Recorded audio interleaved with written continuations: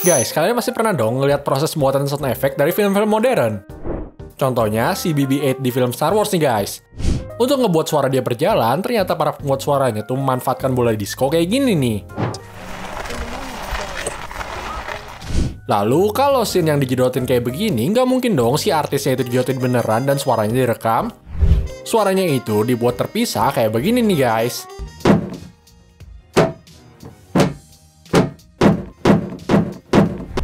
Nah, tapi kalian pada pernah mikir nggak sih gimana cara film-film jadul tuh dibuat sound effect-nya? Proses pembuatan film-film zaman dulu tuh, apalagi yang kartun-kartun gitu, bisa dibilang lama banget.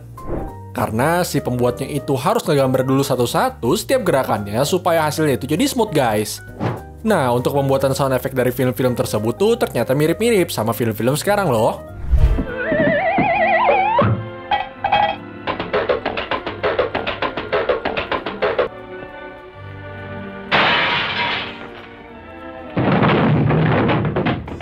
Buat yang bikin suara dalam mobil film Mickey, ternyata tuh pakai trompet dan alat custom kayak gini nih guys.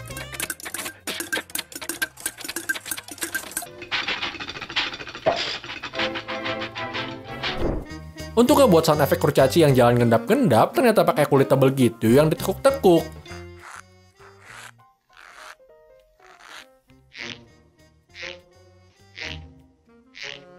Suara aneh pada Alice in Wonderland ternyata dibuat dengan menggunakan buah balon loh.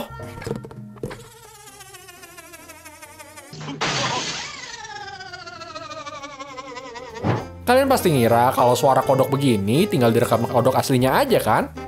Tapi ternyata ini tuh dibuat dengan pakai benang yang dibuat khusus seperti busur kayak gini nih guys.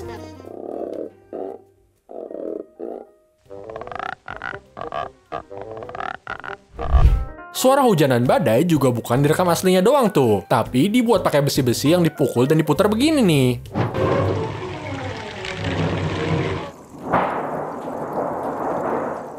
Suara kereta api juga dibuat loh guys, bukan direkam kereta asli yang lewat.